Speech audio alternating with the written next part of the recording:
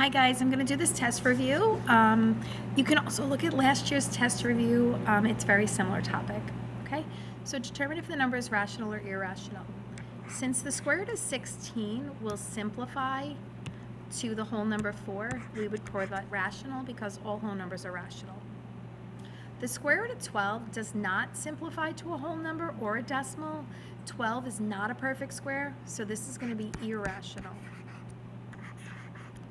The square root of 6, also 6 is not a perfect square, so that does not simplify to a whole number or a decimal. That would be irrational. You can define irrational by saying that it's a non-terminating, non-repeating decimal.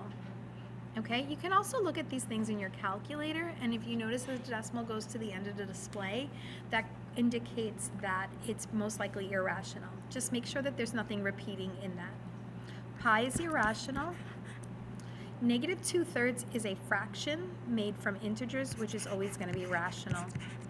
Again, if you're not sure, you can always use your calculator to look at things. So I'm just going to do that real quick. Or maybe I'm not because it's not going to come up. Oh boy. All right, so I can't really show you that, but I would if I could. Okay, so will the sum be rational or irrational? The square root of 125 is irrational. The square root of 9 is rational, so that's definitely going to be irrational. And the rule is that every time you add an irrational number with a rational number, the answer is always going to be irrational. And again, you can look at that on your calculator. Okay, simplify the square root of 175. So what I'm doing is I'm looking for factors of 175, and 1 and 175 is not going to help me. I'm looking for numbers that are perfect squares, okay? So maybe I can show you on the calculator this way.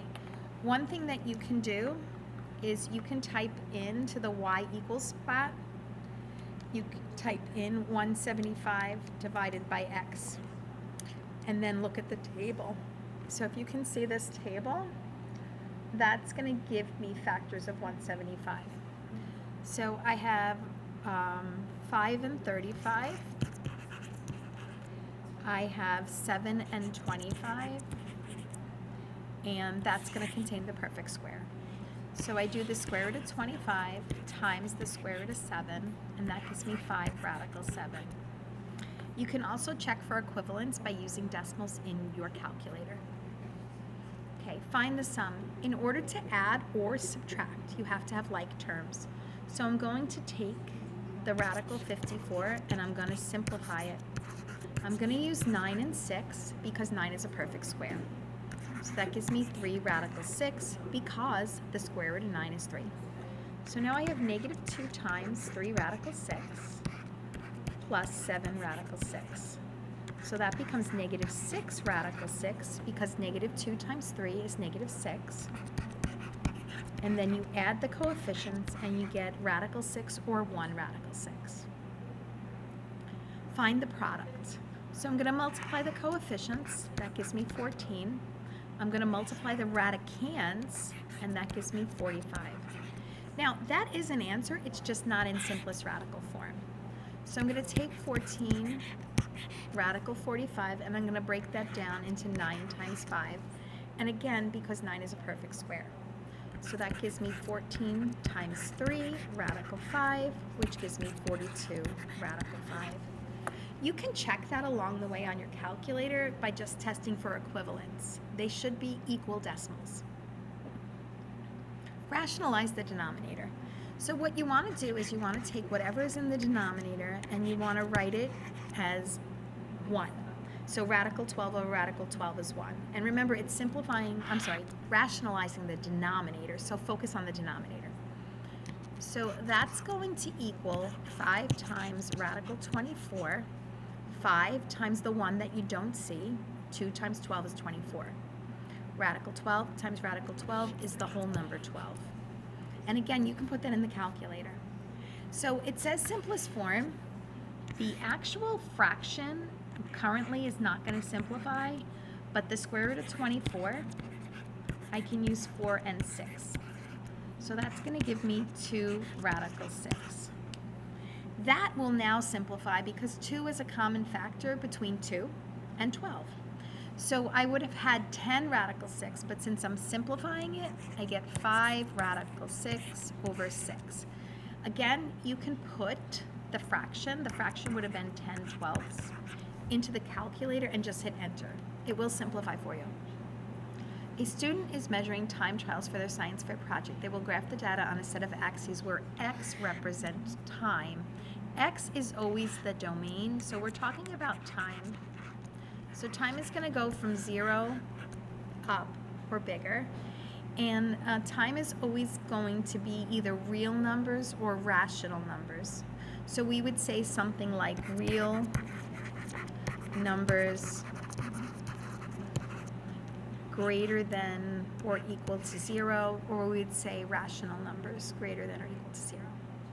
These are generally multiple choice because there's many different ways you can answer that. What you would not say is whole numbers.